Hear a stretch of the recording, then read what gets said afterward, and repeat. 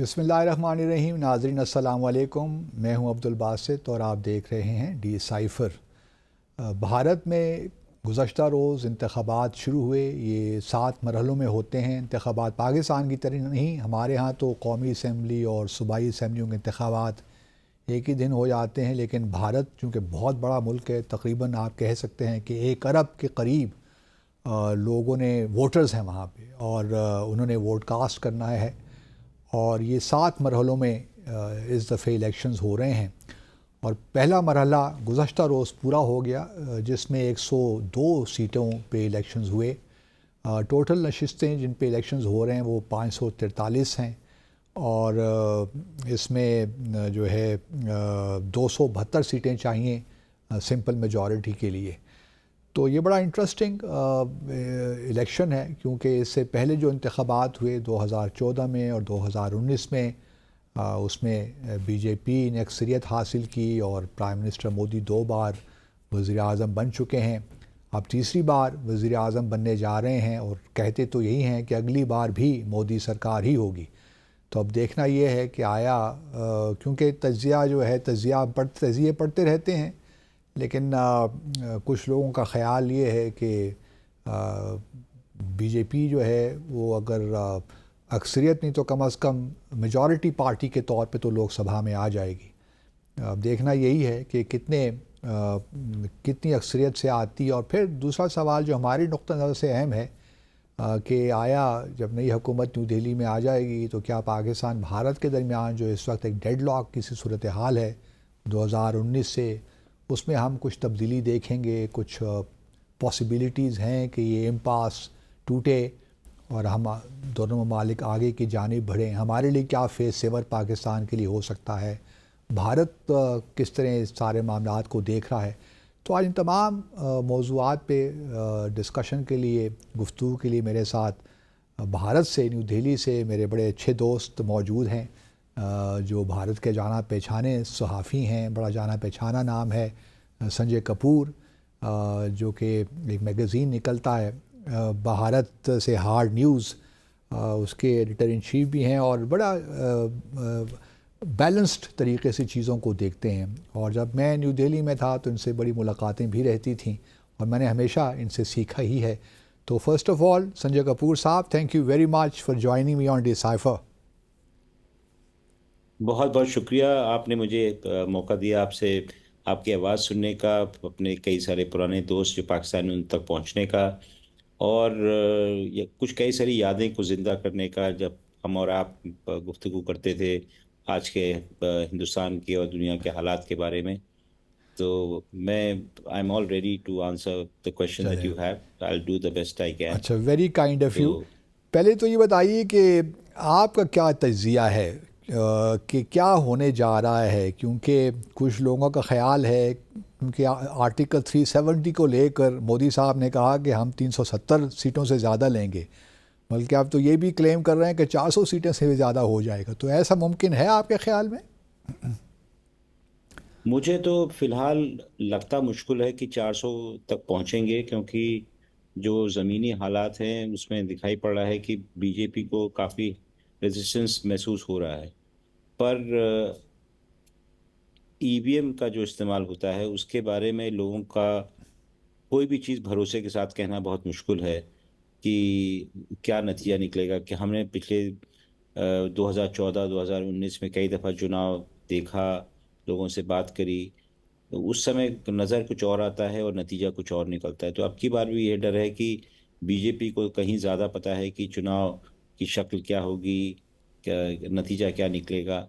और पर आज की तारीख में जिस तरीके से इंडिया अलायंस ने तरह तरह के अपने जो रिश्ता बनाया तमाम और अपोजिशन पार्टी के साथ, और जो चुनाव हो रहा है अलग अलग जगह में, उससे मुझे लगता है बहुत मुश्किल है कि इनकी 400 सीटें आएंगी।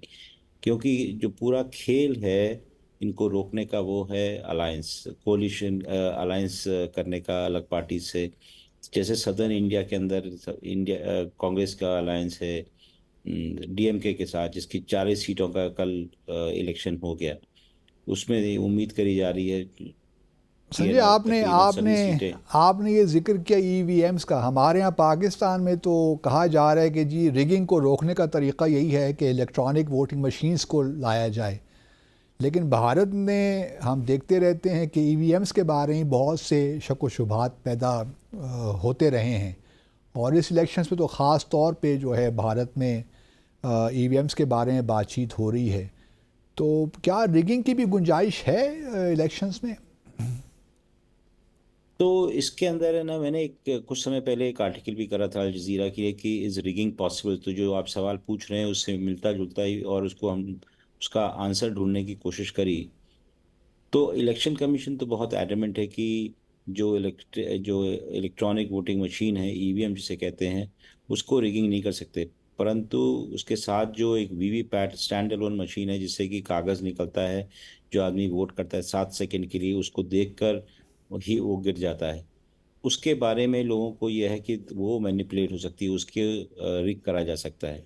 और आज एक और भी चीज़ सामने आई कि लैपटॉप भी एक उसके बगल में रखा रहता है वीवीपैट के। अगर लैपटॉप है जो कि प्रोग्राम करा जाएगा, तो खौफ और डर ये है कि इसको बाहर की कोई जो ताकत होगी वो कर सकती है।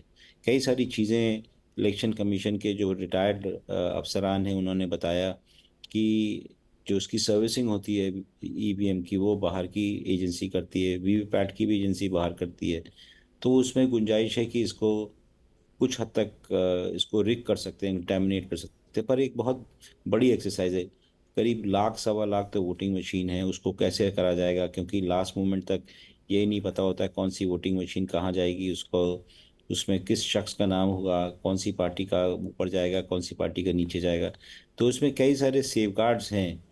पर जो इल्ज़ाम लगाते हैं वो कहते हैं कि सोर्स कोड जो इसमें बिल्ट इन होता है, उसकी हम ये अभी तक आइडेंटिटी इस्टेब्लिश नहीं हुई है कि उसने सोर्स कोड किसने लोड करा है, कहाँ से आया है, हिंदुस्तान से आया है कि हिंदुस्तान के बाहर से आया है।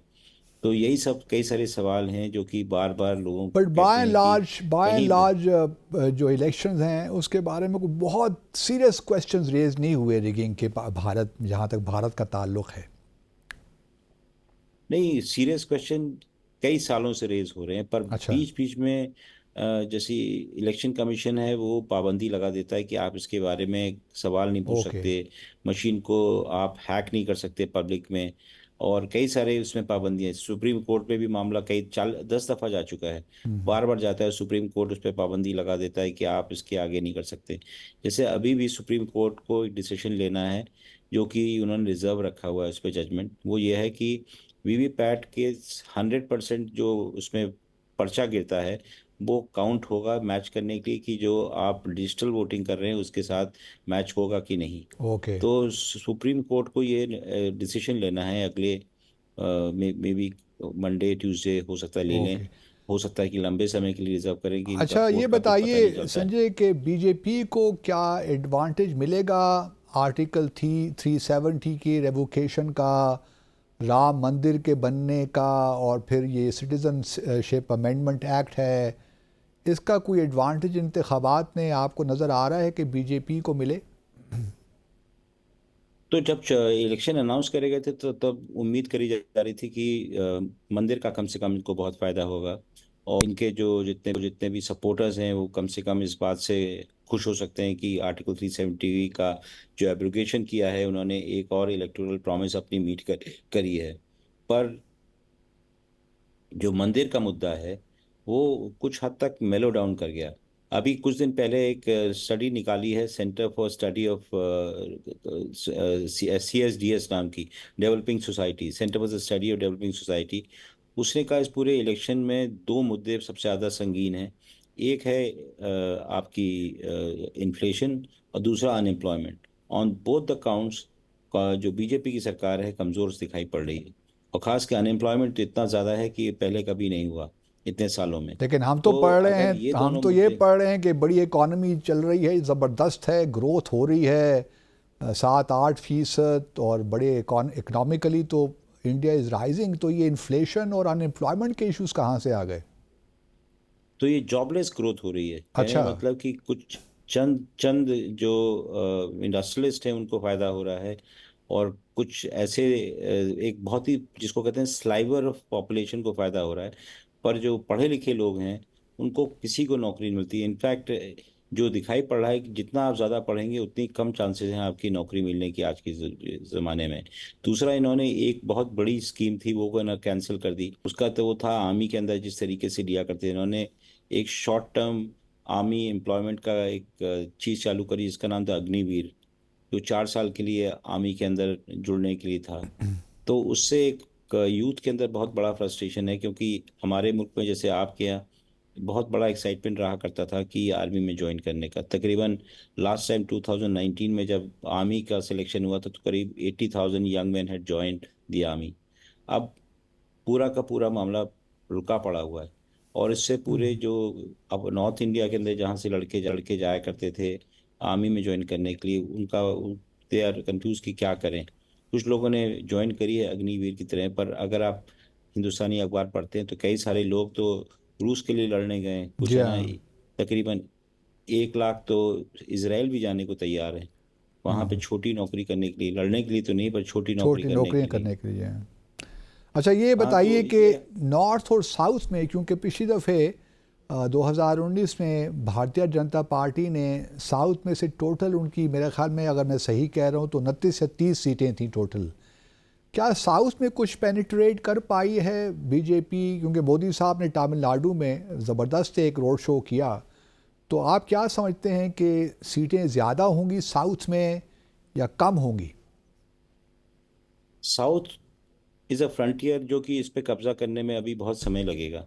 सबसे बड़ी बात है कि साउथ में कम्युनल पोलराइजेशन बीजेपी कामयाब नहीं हो पाई है करने का। जो नॉर्थ में कर लेते हैं वो साउथ में नहीं करते हैं। दूसरी बात यह है कि वहाँ पे पढ़े लिखों की जमात ज़्यादा है।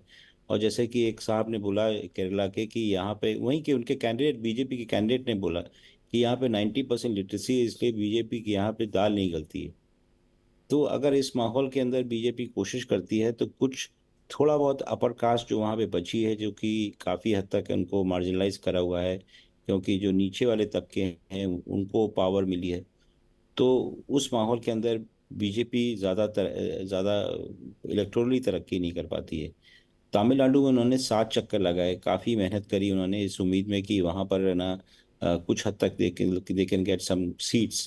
पर वहाँ पर अभी तक जो उम्मीद करी जाती है, जो फीडबैक आ रहा है तमिलनाडु से कल, वहाँ पर बामुश्किल तमाम 1 या 2 सीटें मिल गई तो बहुत बड़ी बात है, जो कि इम्पॉसिबल है। उनका जो स्टेट प्रेसिडेंट है अन्नामलाई, उसने कोशिश करी कि दिखाने के लिए कि बहुत ज़्यादा यहाँ पर कुछ रौनक हो सकती है, कुछ गुंजाइश हो सकती है बीजेपी के लिए। पर मुझे लगता है कि that is he will be disappointed. अच्छा, ये जो माइनॉरिटीज़ हैं, ख़ास तौर पे मुसलमान और फिर सिखों के हवाले से भी, किसान जो फार्मर्स की मूवमेंट भी चली उसमें भी हमने देखा काफ़ी दबाया हुकूमत ने। तो आप क्या देख रहे हैं? क्या माइनॉरिटीज़ के लिए कुछ अच्छे ऑप्शंस मौजूद हैं कांग्रेस की सूरत में, या जो इंडी अलायंस जिसे हम कहते हैं, Indian national developmental inclusive alliance, इसमें कोई पॉसिबिलिटीज़ हैं, या फिर दे वुड स्टिल, मतलब जो रीजनल पार्टीज़ हैं, मिसाल के तौर पर वेस्ट बंगाल में आप लीजिए टीएमसी वगैरह, तो ये जो माइनॉरिटीज़ हैं ये किस तरह वोट करेंगी आपके ख्याल में? जो अकलियत है उसका एक बहुत ही स्टैंडर्ड फार्मूला है, खास के नॉर्थ इंडिया में, कि वो वोट करेगी जो बीजेपी को हरा सकेगा। और आज की तारीख में कई सारे सूबे जहाँ पर कांग्रेस अकेली खड़ी है तो उनको अकलियत विल रैली अराउंड देम। और जैसे हमारा सूबा है उत्तर प्रदेश, जहाँ पे आप भी मेरे ख्याल से एक आध दफ़ा जा चुके हैं बहुत दफ़ा जा जब चुका आप हूँ। यहाँ हाई कमिश्नर थे। हाँ, तो वहाँ पर जो माहौल है वहाँ पर समाजवादी पार्टी का एक लीड पार्टी है, उसने एक पार्ट ऑफ इंडिया अलायंस, वो अपने को पीडीए भी कहते हैं, प्रोग्रेसिव डेमोक्रेटिक अलायंस। तो पूरे की पूरी अकलियत उनके साथ जुड़ी है। कुछ दिन पहले तक है ना जो फार्म मूवमेंट था यूपी में, वो भी इन्हीं के साथ जा रहा था। पर वहाँ पर एक पार्टी है राष्ट्रीय लोकदल, जो कि पहले इस अलायंस के हिस्सेदार थी, पर उसको बीजेपी ने दबाव डाल के ज्वाइन करा दिया। तो एक कुछ हद तक है ना वो मैनेज कर लिया उन्होंने। पर बाकी इलाकों में जैसे पंजाब हो गया, हरियाणा हो गया, उत्तर प्रदेश हो गया, जहाँ जहाँ पे फार्म मूवमेंट हुआ, और जहाँ पे अक़लियत को खास खास तकलीफ है, वहाँ सब मेरे ख्याल से इंडिया अलायंस के साथ जाएगा। और मैं उम्मीद करता हूँ कि जो पूरी पूरी सीटें मिली थी बीजेपी को पिछले बार में, उसके मुकाबले अब की बार है ना काफ़ी मेहनत करनी पड़ेगी उनको वो नंबर्स लाने के लिए। अच्छा, क्योंकि देखिए इस वक्त जो हमने इलेक्शन मैनिफेस्टो पढ़ा बीजेपी का, उनका कहना यही है कि हमने जी जो वादे किए हमने पूरे किए, चाहे वो आर्टिकल 370 की सूरत में हो, राम मंदिर की सूरत में हो, और बाकी भी बहुत सी चीज़ें हैं। अब वो ये कह रहे हैं कि यूनिफॉर्म सिविल कोड की हम अगले 5 साल में हम करके दिखा देंगे। तो इसका भी क्या कोई एक लिहाज से जो काउ बेल्ट है, ख़ास तौर पे हिंदी बेल्ट नॉर्थ में, आप समझते हैं कि उस उससे बीजेपी को फ़ायदा तो हो सकता है? देखिए, सबसे बड़ा फायदा जो बीजेपी को हो रहा है और जो होने का भी उनका जो पॉसिबिलिटी है, वो है जो 5 किलो फ्री खाना देते हैं ओके। कि 80-80 करोड़ लोगों को हिंदुस्तान भर में 5 किलो गेहूं चावल देते हैं वो महीने का। इससे काफ़ी लोगों को इससे सुकून है। उसके साथ साथ तरह तरह के इन्होंने प्रोग्राम चालू कर रखे हैं कि लड़की घर में होगी तो उसको 1,000 रुपया देंगे, घर बनाने का कुछ और पैसा देंगे, टॉयलेट बनाने का कुछ और। तो बेसिक जो उसकी स्ट्रेंथ है, वो जिसको जो कहते हैं कि बेनिफिशियरी वोट, जिसको हिंदी में कहते हैं लाभार्थी वर्ग। हम्म। लाभार्थी वर्ग is the basically the spine और the basic base of this party. उसके साथ है ना मंदिर बना लें, उसके साथ है ना यूसीसी कर दें, वो सब चीज़ें तो they can always do it for the hard core group. पर खाना is the basic motor force of this entire government. तो न्यू दिल्ली में जहां आप बैठे हैं, अरविंद केजरीवाल जो आपके लीडर हैं, वो तो इस वक्त जेल में हैं। तो आपकी क्या कारकर्दगी होगी ख़ास तौर पे न्यू दिल्ली में, क्या समझते हैं? और साथ साथ पंजाब में भी, और हरियाणा, राजस्थान वगैरह स्टेट्स में भी। देखिए, आप जो पार्टी है सब बेसिकली काफ़ी समय तक पॉलिटिकल मुद्दों से काफ़ी दूर रहती थी। इसके सब welfare driven and city based party जो कि बिजली सड़क पानी पे ज़्यादा कंसंट्रेट करती थी। तो उन्होंने 2-3 चीज़ें काफ़ी ठीक ठाक करी, स्कूल अच्छे चलाए, जो क्लिनिक है, शहरी क्लिनिक है, उनको ठीक करा। इस वजह से उनकी कुछ हैसियत है दिल्ली में खासकर। तो अरविंद केजरीवाल पहले तो कांग्रेस के साथ जाने को तैयार नहीं थे, पर अब की बार चले गए। तो ये अपने आप में एक बहुत बड़ा इवेंट है, जिससे कि है ना मेरे ख्याल से बीजेपी पूरी तरीके से यकीन नहीं कर रही थी कि वो कांग्रेस के साथ चले जाएंगे कुछ समय तक, काफ़ी समय तक। इनफैक्ट जब नई सरकार बनी थी तो उसके पहले जो इलेक्शन होता था तो उसमें वो कैंपेन करते थे, अरविंद केजरीवाल को नीचे वाली सीट के दीजिए, बीजेपी को ऊपर वाली सीट के, तो साथ साथ चलते थे। अब की बार है ना उन्होंने इनसे पीछा छुड़ा लिया और इस वजह से वो उनको जेल का रास्ता देखना पड़ा।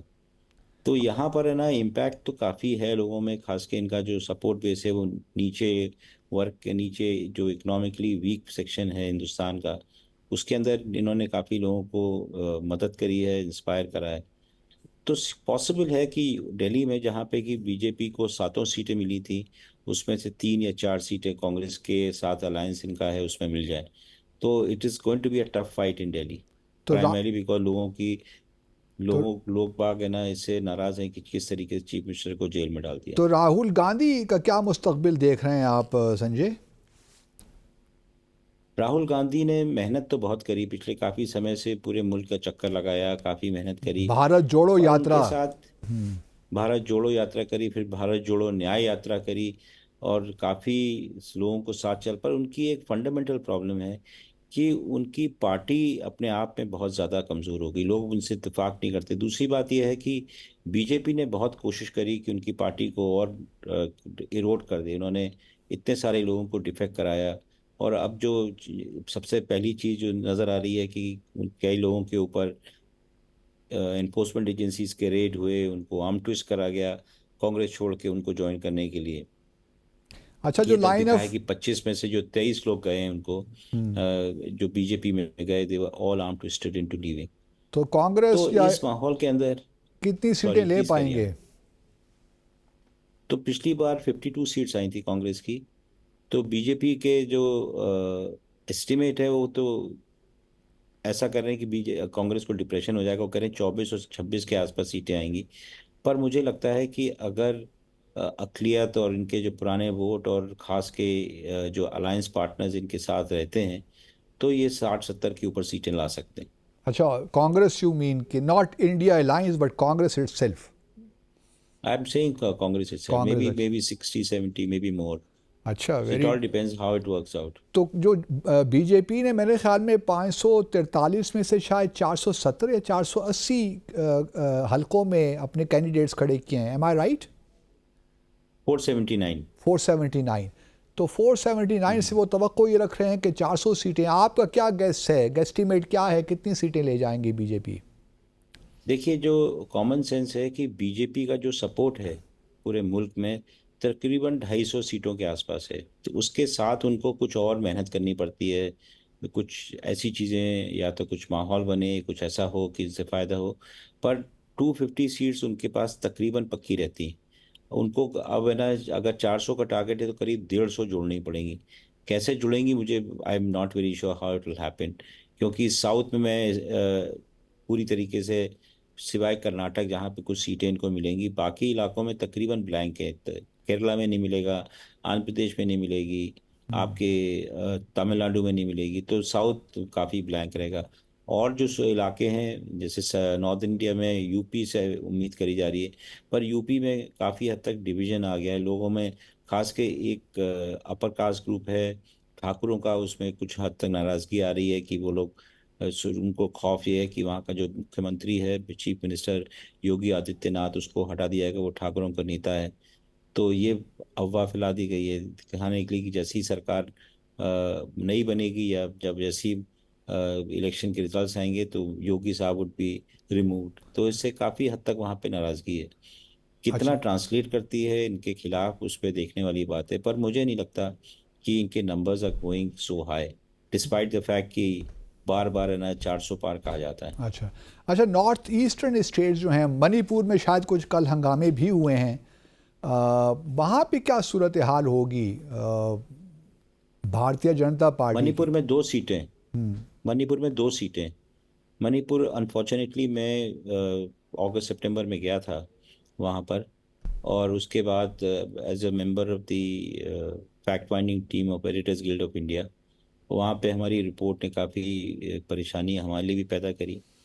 पर वहाँ पर हालात बहुत ख़राब हैं। State is largely divided between two communities, Meiteis and Kukis, पोर्ट्री। और दोनों एक दूसरे की शक्ल देखने को तैयार नहीं है। बीच में आर्मी बफर जोन को मैन करती है। कैसे इलेक्शन हुआ है वो तो आप अगर आपको मौका मिला हो पढ़ने का, ये इल्ज़ाम लगाया जा रहा है कि जितने भी पोलिंग बूथ हैं वहाँ पे एक मिलिशिया ऑर्गेनाइजेशन है, उसने ना कब्जा कर लिया, और उसने तकरीबन अपने ही फेवर में जो लोग थे उनके लिए वोट कर दिया। और वहाँ पे आर्मी के रहते हुए भी सब चीज़ें हुई, तो ये तो परेशानी वाली बात है कि क्या इलेक्शन का नतीजा निकलेगा। जो अक्सरियत है वो जीत जाएगी, जो अकलियत है उसको कुछ नहीं अच्छा, मिलेगा, लाइन यही ऑफ नतीजा कंट्रोल के निकलेगा। उस पार कश्मीर जो है, वहाँ पे 5 सीटें हैं मेरे ख्याल में, श्रीनगर की 3 और 2 जम्मू की। वहाँ पे क्या नताइज निकलने वाले हैं? बीजेपी कुछ इंग्रेस कर सकेगी श्रीनगर में, वैली में? जो रिपोर्ट मैं पढ़ रहा हूँ तो उसके हिसाब से बीजेपी को वहाँ पर कुछ नहीं मिलेगा, क्योंकि ओके। वहाँ पर लोगों में नाराज़गी है, बहुत खामोशी से आप इसका इजहार। एंड वोटिंग एक ऐसा मौका होता है जिसमें कि वो कर सकते हैं, और उम्मीद यही करी जा रही है कि नॉन बीजेपी पार्टीज को ही वहाँ पे वोट मिलेंगे। अच्छा, वन नेशन वन इलेक्शन की बात भी होती है, क्योंकि पाकिस्तान में तो होते हैं एक ही दिन इलेक्शन। तो क्या भारत में ये हम्म। मुमकिन है कि एक ही दफ़ा सारे इलेक्शंस हो जाएं, तमाम 28 के 28 स्टेट्स में और बाकी भी जो यूनियन टेरिटरीज हैं? देखिए, लोग बाग बार बार ये कहते हैं कि वन इलेक्शन कर रहे हैं, उसको 7 फेजेस में कर रहे हैं। एक दिन में तो चुनाव कर नहीं पा रहा है इलेक्शन कमीशन। तो अगर सोचिए कि वन नेशन वन इलेक्शन करेंगे तो महीने क्या, 4-6 महीने तो इलेक्शन ही चलता रहेगा हिंदुस्तान में। हम्म। पहले कुछ होगा फिर कुछ होगा, तो बड़ा कॉम्प्लिकेटेड मामला है। बल्कि हमारे जो फॉर्मर प्रेसिडेंट थे मिस्टर कोविड, उन्होंने एक रिपोर्ट तैयार करी है, उन्होंने कोई टाइम टेबल वगैरह बनाया है जिसके थ्रू दिखाना चाहते थे कि हो सकता है। हम्म। पर कोशिश ज़रूर करेंगे कि किसी तरीके से ये उसको क्लब करें। कुछ इनके जो सूबे इनके कंट्रोल में हैं उनको साथ करने की कोशिश करेंगे। पर मुझे नहीं लगता कितनी आसान होगा। आसान बात। चलिए संजय हमारे साथ ही रही। नाज़रीन ये मुख्तसर सा वक्फ़ा लेते हैं और फिर वापस आकर ज़रा पाकिस्तान भारत के ताल्लुकात पे बात करेंगे और संजय कपूर साहब से जानने की कोशिश करेंगे कि जब नई हुकूमत आएगी न्यू दिल्ली में तो क्या पॉसिबिलिटीज़ हैं। हमारे साथ रहिए। Welcome back. नाजरीन 4 जून को भारत इलेक्शन कमीशन नताइज का बाकायदा ऐलान करेगा और उसके बाद नई हुकूमत बन जाएगी। जिस तरह हमारे मेहमान संजय कपूर हैं बता रहे थे कि 230-250 के दरमियान बीजेपी सीटें उनका एक है ले लेती हैं वो। और जो दुनिया भर से हमें तज़िये मिल रहे हैं और ख़ास तौर पर भारत में भी हम जो अखबारात पढ़ रहे हैं, टीवी चैनल देख रहे हैं, तो तासुर यही है कि अगली हुकूमत बीजेपी ही बनाएगी और वज़ीर आज़म मोदी ही होंगे। और मोदी साहब ने अपनी कुछ रैलीज़ में काफ़ी कुछ कहा है। पाकिस्तान का नाम तो नहीं लिया बल्कि यहाँ तक भी कह दिया कि हमने जो न्यूक्लियर हमारे हथियार हैं ये हमने दिवाली के लिए तो नहीं रखे हुए। तो और एक काफ़ी सख्त पोजीशन लेते हैं जब भी इलेक्शंस होते हैं। और पाकिस्तान एंटी पाकिस्तान रेटरिक भी चलता है। डिफेंस मिनिस्टर ने भी बहुत कुछ कहा, राजनाथ सिंह साहब ने भी, इस तरह और भी जो मिनिस्टर्स हैं या बीजेपी की जो क़यादत है बहुत कुछ कहते रहते हैं। लेकिन सवाल यही पैदा होता है कि जब नई हुकूमत न्यू दिल्ली में आ जाएगी और पाकिस्तान में भी नई हुकूमत है तो क्या कोई पॉसिबिलिटी है कि दोनों ममालिक के दरमियान कुछ बातचीत का सिलसिला हो, कुछ बात आगे बढ़े? तो क्या सिनेरियोज पॉसिबल हैं? तो ये ज़रा संजय कपूर से पूछते हैं। संजय ये बताइए कि एक जो बात बीजेपी की क़यादत करती है और ख़ास तौर पे external affairs minister doctor Subrahmanyam ही कहते हैं कि talks and terror can not go together. और ये बार बार हमें यही बात सुनने को मिली है, नैरेटिव जो एक बिल्ड होता है। तो आपके ख़्याल में ये सिर्फ इलेक्शन की हद तक है या ये वाकई कोई पॉलिसी मैटर है और इलेक्शन के बाद भी यही पॉलिसी कंटिन्यू रहेगी भारत में? देखिए, अगर बीजेपी इतनी ही मजबूती के साथ आती है तो तकरीबन यही पॉलिसी रहेगी। अगर आप गौर करें 2014 से लेकर 2024 हो गया, इसमें कोई ख़ास ज़्यादा बदलाव नहीं आया। ये बात अलग है कि जब 2014 में जब इलेक्शन का नतीजा निकला था तो मोदी साहब ने पाकिस्तान के प्राइम मिनिस्टर जनाब नवाज शरीफ साहब को बुलाया था यहाँ पर स्वेरिंग इन के लिए। उसके बाद उन्होंने थोड़ी बहुत है ना कोशिश भी करी थी जब काबुल से फ्लाई करके गए थे, लाहौर में उनका कोई इवेंट था वहाँ पे गए थे।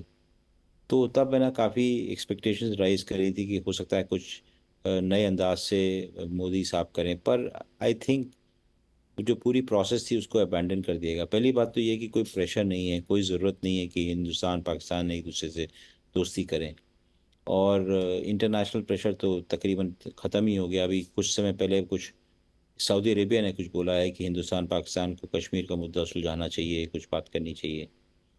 तो मुझे नहीं लगता कि कुछ होगा। पर अगर कांग्रेस की सरकार आती है या कांग्रेस से जुड़ी सरकार आती है तो मुझे काफ़ी बदलाव होने की गुंजाइश नज़र आती है कि हो सकता है कि पाकिस्तान के साथ रेस्टोरेशन हो, सार्क भी ज़िंदा हो। जो कई सारे प्रॉब्लम्स खड़ी हो गई हैं नेबर्स के साथ, चाहे बांग्लादेश हो, चाहे मालदीव्स हो और कुछ और भी इधर-उधर अफ़गानिस्तान में भी, वो सब का कुछ चीज़ें सीएए के साथ जुड़ी हुई हैं, सिटीज़न अमेंडमेंट एक्ट के साथ जुड़ी हुई हैं। वो सब चीज़ें अगर है ना non Congress non BJP government आएगी तो वो सब चीज़ें हो सकता है रिवाइव कर जाएँ।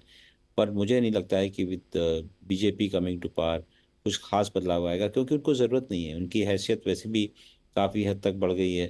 उनको चाइना का काउंटर पॉइंट की तरह देखते हैं। अमेरिका पूरा वेस्टर्न अलायंस काफ़ी हद तक मदद कर रहा है। G20 बहुत कामयाब रहा। यहाँ पर है ना उन्होंने अपनी हैसियत और बढ़ाई है बीजेपी हिंदुस्तान ने और मोदी साहब ने। तो ये पाकिस्तान की क्या ज़रूरत है, उनको इस बात का एहसास नहीं लेकिन है और ना पंजाब वो में तो एक उसको लिहाज से किसी काफ़ी भी मैं तरीके से पढ़ता वो हूँ, स्पेस देना चाहते हैं। पंजाब में जो फार्मर्स हैं, जो ट्रेडर्स हैं, जो पाकिस्तान के साथ जो ट्रेड करते हैं, वो तो बहुत शोर मचा रहे हैं कि जी ट्रेड तो रिज्यूम करें पाकिस्तान के साथ। और फिर हम कुछ आवाज़ें कश्मीर से भी सुनने को मिल रही हैं कि जी निगोशिएशंस होने चाहिए, the likes of Farooq Abdullah, Omar Abdullah, बल्कि महबूबा मुफ्ती भी कहती नहीं, लेकिन लोग के अब उनके मैनिफेस्टो वगैरह में ये बातें नहीं हैं, लेकिन ये हमें आवाज़ें सुनने को तो मिल रही हैं कि भारत के साथ ये जी जितने भी लोकल बेनिफिशरीज हैं वो तो काफ़ी होंगे दोनों तरफ, इस तरफ भी और उस तरफ भी। और उनकी कोशिश काफ़ी रही है। मुझे याद है काफ़ी साल पहले कई लोगों ने ज़मीनें खरीदी थी इधर भी और उधर भी, इस उम्मीद में कि नॉर्मलाइज हो रही रिलेशनशिप और उसमें उनको फ़ायदा होगा। पर आपने देखा, मैं तो जब आप हाई कमिश्नर तब भी आपसे कहता था कि इनकी पॉलिसी के अंदर स्पेस नहीं है कि किसी भी तरीके से वो पाकिस्तान के साथ कोई भी तरीके किसी भी तरीके का रिश्ता रखें। मतलब जितना भी आप हार्ड समझते हैं कुछ स्टैंड कुछ लेंगे मुमकिन ही पाकिस्तान नहीं की है। तरफ तो उनकी जो कॉन्स्टिट्यूंसी है उसको सेटिस्फैक्शन मिलेगा। लेकिन इलेक्शन जीतने के बाद तो कम से कम कुछ थोड़ा बहुत टाइम पीरियड तो मिलता है ना संजय, कि आप जो मुश्किल फ़ैसले हैं वो कर पाते हैं, और पाकिस्तान के साथ मुज़ाकरात भी एक शायद मुश्किल फ़ैसला ही है, तो एक स्पेस तो मिल जाती है आपको कुछ अरसे के लिए कि आप इंगेजमेंट दोबारा शुरू कर दें कुछ किस्म का। आप अभी गौर करें तो हिंदुस्तान और पाकिस्तान ने दोनों ने एक दूसरे के हाई कमिश्नर्स तक नहीं है। सबसे पहली तो स्टेप इनको ये लेनी पड़ेगी कि यहाँ पर जो डिप्लोमेटिक स्टेटस उसको रेस्टोर करें। यहाँ पर न ये हमारा हाई कमिश्नर वहाँ जाए, आपका यहाँ पे आए। एक बहुत ही थिन स्टाफ यहाँ पे मैनेज कर रहा है। दूसरी बात यह है कि कई सारी चीज़ें हैं जो कि जुड़ी हुई हैं दोनों मुल्कों के बीच में, वो they have all come to a stand. तो there is no desire which is there on the Indian side to restore good ties with Pakistan. अच्छा अच्छा, I thought slightly different, my take was slightly different on that. मेरा ख्याल था कि शायद इंतखाबात के बाद बीजेपी अगर हुकूमत आ जाती है, वही प्राइम मिनिस्टर मोदी साहब दोबारा वज़ीर आज़म बन जाते हैं, तो एक लिहाज से, और चूँकि यहाँ भी शहबाज मुस्लिम लीग नून की हुकूमत है, तो और शहबाज नवाज़ शरीफ साहब और मोदी साहब के दरमियान एक पर्सनल इक्वेशन भी अच्छी ठीक ठाक है, तो मुमकिन है कि कुछ ना कुछ मामलात आगे बढ़ें। लेकिन आप कह रहे हैं कि ऐसा मुमकिन है, तो प्रेशर क्या होगा बीजेपी पे? क्या प्रेशर है कि वो पाकिस्तान से बातचीत ना करें इलेक्शन के बाद? ख़ास तौर पे क्या रहेगा प्रेशर? पहली बात तो बातचीत को इन्होंने जिस तरीके से पैकेज करा है वो कमजोरी का एक मैनिफेस्टेशन माना जाता है कि साहब आपने उनसे बात करी तो इसका मतलब कि आप कमज़ोर हैं, आपको करने की ज़रूरत नहीं थी, आपको तो इग्नोर करना चाहिए था, उनको डिमिनिश करना चाहिए था। इस तरीके का एक पूरा पूरा नैरेटिव आपको दिखाई पड़ेगा यहाँ पर। तो ये शुरू से लेकर अब तक चला आ रहा है और उसने कुछ हद तक डिविडेंड भी दिए हैं। अगर आप गौर करें तो वो सोचते हैं कि इसको नए सिरे से दे वांट टू चेंज, कि एक रीजनेबलनेस। पहली बात तो बार बार प्रूफ मांगेंगे। जब एक स्टैंडर्ड क्रिएट कर दिया है कि talks and terror don't go together, तो उसमें बार बार ये प्रूफ देना पड़ेगा कि टेरर को जितनी भी ऑर्गेनाइजेशन हैं, चाहे लश्कर तैयबा हो गया या हिजबुल मुजाहिदीन हो गया, उनको है ना आपका सपोर्ट मिल रहा है कि नहीं मिल रहा। उस प्रूफ को कौन कबूल करता है? या तो कोई इंटरनेशनल एजेंसी कहेगी कि है ना, सर्टिफिकेट देगी कि पाकिस्तान अब no longer providing support to Lashkar Taiba and Hizbul Mujahideen, तब होगा। पर घूम फिर के जो कंस्ट्रक्ट है इनकी फॉरेन पॉलिसी का और जो जिस तरीके से मैनेज करते हैं, उसके अंदर मुझे आज की तारीख में फ़िलहाल मुझे कोई स्पेस नज़र नहीं आता। क्योंकि पाकिस्तान में तो भारत, जहाँ तक हिजबुल मुजाहिदीन का ताल्लुक़ है, वो तो हम उसको टेरर ऑर्गेनाइजेशन समझते ही नहीं, क्योंकि हमारा ख्याल है हम्म। कि वो तो एक हम्म। जायज़ और लेजिटिमेट स्ट्रगल में इन्वॉल्व हैं। But that is another hmm. Discussion. सवाल ये हम्म। पैदा होता है कि क्या, चूँकि अब आपका मानना ये है कि बीजेपी पे कोई प्रेशर चूँकि नहीं है, इसलिए वो कोई ज़रूरत नहीं महसूस होती बीजेपी की हुकूमत को, मोदी सरकार को, पाकिस्तान के साथ री इंगेज हो। इवन नॉट एक जितना भी तकरीबन 1.8 बिलियन डॉलर की एक्सपोर्ट पाकिस्तान को होती रही है, और जो ख़ास तौर पे बॉर्डर वाली जो स्टेट्स हैं उनको फ़ायदा भी होता रहा है, तो ये भी एक कोई अट्रैक्शन नहीं है और इंसेंटिव नहीं है फॉर द बीजेपी गवर्नमेंट। एक एरोगेंस है जो कि इतनी जल्दी कहने मतलब कि इट विल नॉट चेंज। अगर आपका कहने मतलब कि फॉरेन एक्सचेंज रिजर्व्स काफ़ी बड़ी 300 400 कितना $500 बिलियन के आसपास हो गया है, तो आप $1 बिलियन के तो परवाह भी नहीं करेंगे। आपकी जो कंपनीज हैं, टाटा की हो गई, अडानी हो गई, अडानी दुनिया में नंबर 2 या 3 पे हो गया था, उसके भी है ना वेल्थ इतनी ज़्यादा हो गई, तो 1 बिलियन से तो कोई मतलब ही नहीं है ना। हम्म। तो ये सब चीज़ें अगर आप गौर करें तो उस तरीके के कंपल्शंस का कोई मतलब नहीं रहेगा। तो आपका कहना यही है कि फिर पाकिस्तान के लिए कोई फेस सेवर नहीं है, क्योंकि हमने भी तो एक पोजीशन ली थी 5 अगस्त 2019 के बाद। तो ये फिर किस तरह ये मामलात होंगे, क्योंकि पाकिस्तान को भी तो कोई फेस सेवर चाहिए भारत के साथ री इंगेज होने के लिए। उन्होंने तो अभी बोला कि आई डोंट रिमेम्बर कौन से मिनिस्टर ने बोला, उन्होंने कहा कि वो हिंदुस्तान के साथ बातचीत फिर चालू करना चाहेंगे। पर घूम फिर के मुद्दा तो ये है कि हिंदुस्तान बात करना चाहता है कि नहीं करना चाहता। ये बड़ा इंटरेस्टिंग आप बता रहे हैं, क्योंकि यहाँ मुझे पे तो नहीं लगता मुझे तो नहीं लगता कि है ना अभी दे वेरी कीन, और मुझे ये भी नहीं लगता कि पाकिस्तान में भी कोई प्रेशर है कि हिंदुस्तान के साथ री एंगेज करे। अच्छा अच्छा, दूसरी तरफ आ जा, थोड़ा सा जो स्पोर्टिंग टाइज हैं, आप जिस तरह शायद चैम्पियनशिप भी हो रही है क्रिकेट वगैरह के हवाले से भी, कोई इस बारे में भी कोई पाक इंडिया कोई फ्लेक्सिबिलिटी शो करेगा to send its team to Pakistan next year, या उसमें भी बहुत एडमेंट है कि ऐसा मुमकिन नहीं है? अभी तक तो आईसीसी कुछ के भी जो नहीं है। आईडीडी तो पाकिस्तान के कुछ खिलाड़ी आईपीएल में आने चाहिए थे खेलने के लिए, जैसे शुरुआती दिनों में आया करते थे। हम्म, पर फिलहाल अगर आप गौर करें कि those people who belong to the Pakistani origin और ब्रिटिश नेशनल होते हैं, उनको तो तकलीफ होती है आने में यहाँ पे। तो ये पूरा पूरा एटीट्यूड चेंज होगा, पूरी जो जिस तरीके से डील करते हैं पाकिस्तान से, वो उसको बारे में चेंज होगा, तब जाके कुछ पॉसिबिलिटी दिखाई पड़ती। पर आई कैन ये अश्योर यू, मुसलमानों के मेरे खिलाफ ख्याल से तो फिलहाल कुछ नहीं मुसलमानों होने के वाला। खिलाफ इतनी क्यों नफरत है? ये भी ज़रा बता दीजिए, क्या बीजेपी ने इस दफ़ा किसी मुसलमान शख्स को टिकट दिया है लोकसभा के लिए? आई डोंट थिंक इस वाली लोकसभा में किसी भी मुसलमान को टिकट दिया है।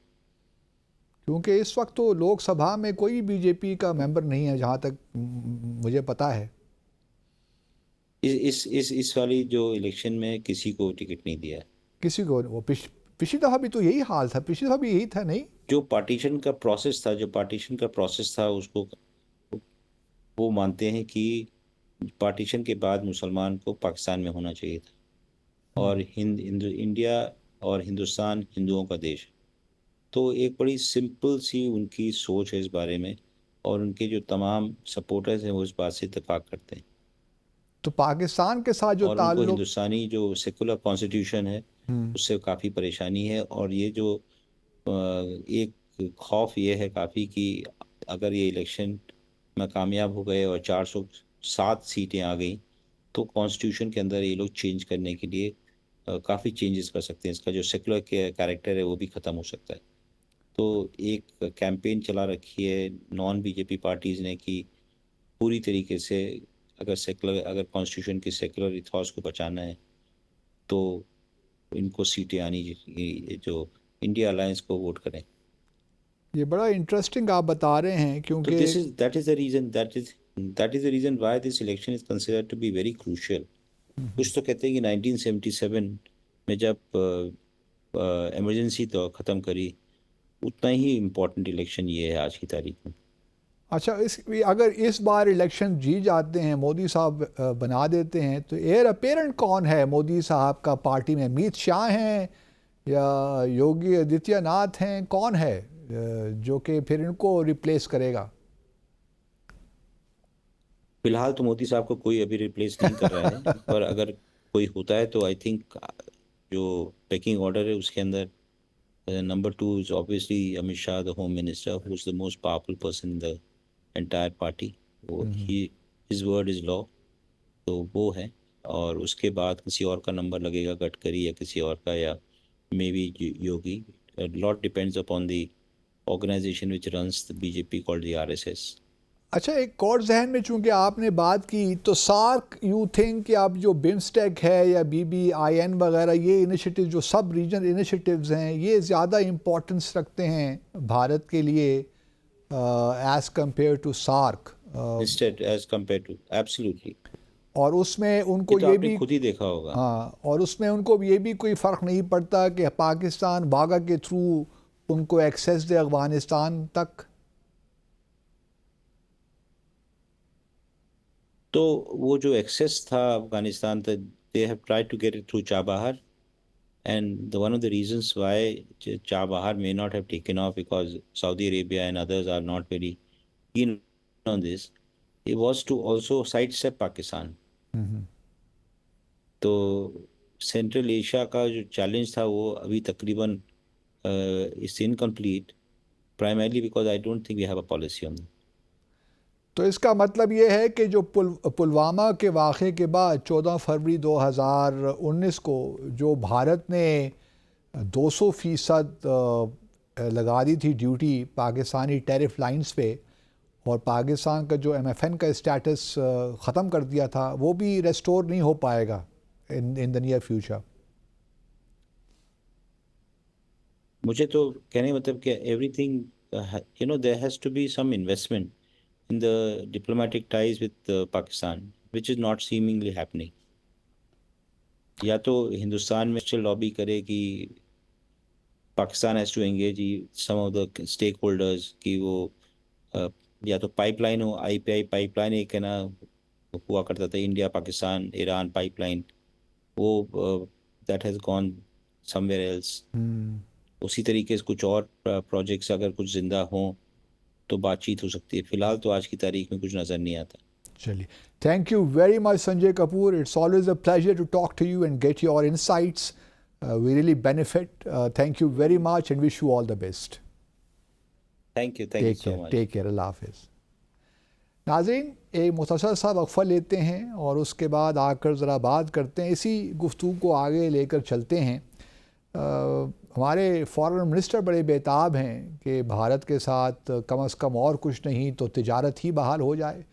तो ज़रा इस पे बात करूँगा, हमारे साथ रहिए.